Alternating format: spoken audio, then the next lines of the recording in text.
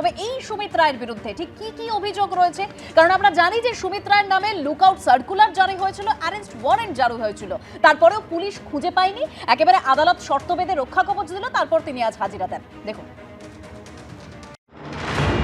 আমফানের ত্রাণ দুর্নীতি, সেবাশ্রয় প্রকল্পে দুর্নীতি, ভুল চিকিৎসায় পা বাদের অভিযোগ, পৈলানের রিসর্টে তোলাবাজি, মাটি চুরি, জমি দুর্নীতি, চাকরি দেওয়ার নামে প্রতারণার মতো মারাত্মক সব অভিযোগ রয়েছে অভিষেক বন্দ্যোপাধ্যায়ের আত্মসহায়ক সুমিত রায়ের বিরুদ্ধে।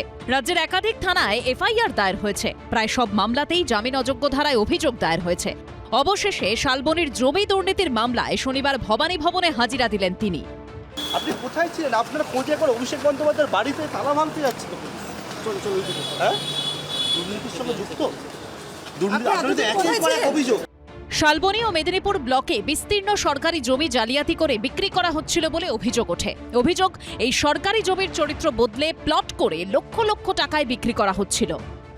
এই মুহূর্তে দাঁড়িয়ে রয়েছে পশ্চিম মেদিনীপুর জেলার শালবনী ব্লকের সীতারামপুর এলাকায়। আমার ঠিক পেছনে যে সমস্ত জমিগুলো রয়েছে, গ্রামবাসীদের দাবি যে এই সমস্ত জমি এককালে সরকারি জমি হিসাবে চিহ্নিত ছিল, আর এই সমস্ত জমি নথি স্বাক্ষর জাল করে প্রভাব খাটিয়ে তা বিভিন্ন নামে করে রায়ত্ব জায়গা হিসাবে সেগুলো বিক্রি করে দেওয়া হয়েছে বলে অভিযোগ। এই জমিগুলা সরকারি জমি, টিএমসি জামানায় যত সব ডুপ্লিকেট দলিল বানিয়ে, জাল দলিল বানিয়ে এলাকায় প্লট ভাগ করে কোনোটাদেরকে বেচে দেয়। এই বিষয়ে সুজয় হাজরা কেন, সুজয় হাজরার মতো বড় বড় নেতা আছে যাদের এখানে জমি আছে।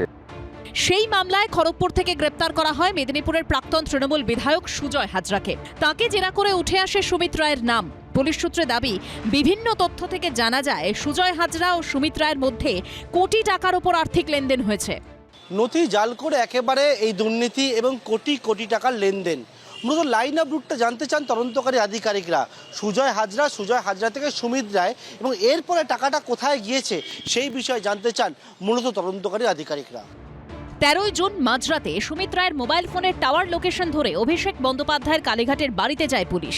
রাতভর বাড়ির দরজায় অপেক্ষার পর সকালে বাড়ির সামনের 2টি গেটের তালা ভেঙে অভিষেক বন্দ্যোপাধ্যায়ের বাড়ির ভিতরে ঢোকে পুলিশ। প্রায় 1.5 ঘন্টা তল্লাশি চালিয়েও খোঁজ পাওয়া যায়নি অভিষেক বন্দ্যোপাধ্যায়ের আত্মসহায়ক সুমিত রায়ের। সেই থেকেই বেপাত্তা তিনি। সুমিত রায় এমন কোনো ইম্পর্টেন্ট ব্যক্তি নয়, একজন ক্রিমিনাল।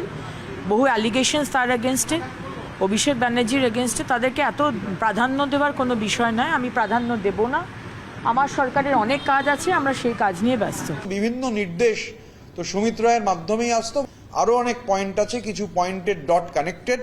এখন সুমিত রায়ের সঙ্গে সেই ডটগুলো কানেক্ট করে আরও ওপরে কানেকশন হলে পুরো জ্যামিতিক নকশাটা বাংলার মানুষের কাছে ক্লিয়ার হয়ে যাবে।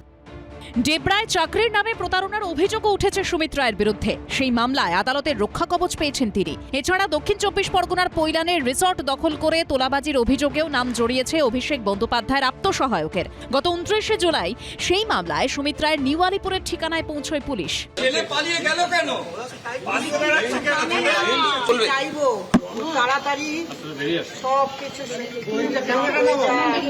সেবাশ্রয় নিয়ে একাধিক অভিযোগ সংক্রান্ত মামলায় অভিষেক বন্দ্যোপাধ্যায়ের পাশাপাশি তাঁর আত্মসহায়ক সুমিত রায়ের নামেও এফআইআর হয়। বাকি মামলাগুলোর ক্ষেত্রে রক্ষা কবচ চেয়ে শুক্রবার হাইকোর্টে দ্বারস্থ হন সুমিত রায়, কিন্তু সেই আবেদন খারিজ করে দেন বিচারপতি সৌগত ভট্টাচার্য। পার্থপ্রতিম ঘোষ, অনির্বাণ বিশ্বাস ও শিবাশিস মৌলিকের রিপোর্ট, এবিপি আনন্দ। দেখুন, অভিযোগ হচ্ছে যে জমি দুর্নীতির কোটি কোটি টাকা সুমিত রায়ের অ্যাকাউন্টে পৌঁছেছে। এখন প্রশ্ন হচ্ছে, সুমিত রায় কি আলটিমেট বেনিফিশিয়ারি, নাকি বেনিফিশিয়ারি তারও ওপরে কেউ রয়েছেন? সেই অবধি তদন্তকারীদের হাতে পৌঁছবে কিনা? 3 মাস ধরে পুলিশ তার খোঁজ পেল না। এই 3 মাস কোথায় ছিলেন সুমিত রায়, কার প্রোটেকশনে ছিলেন? তদন্তকারীদের তদন্তের সমস্ত তথ্য সামনে আসবে তো সলিলদা? দেখো, তোমার দুর্নীতি মানে সর্বভারতীয় সম্পাদক, তো মানে সর্বপশ্চিম বাংলায় যত রকম দুর্নীতি হচ্ছে তার পিভট হচ্ছে অভিষেক ব্যানার্জি, এবং তার কি পার্সন হচ্ছে সুমিত রায়। এবং এই যে র্যাকেটটা রয়েছে, এই র্যাকেটের সঙ্গে বহু লোক জড়িত আছে, দেবরাজ চক্রবর্তী থেকে শুরু করে, এবং আরও যারা বিধায়ক, যেমন সুজয় হাজরা তো ইনক্রিমিনেটিং স্টেটমেন্ট করেছে যে হ্যাঁ আমি করেছি, এবং অভিষেক ব্যানার্জি থ্রু সুমিত রায় আমার কাছে এই সমস্ত যে আদেশগুলো এসছে আমি জালিয়াতি করিয়ে তাদের কথা অনুযায়ী প্লট করে করে বিক্রি করেছি। এবিপি আনন্দ, এগিয়ে থাকে, এগিয়ে রাখে।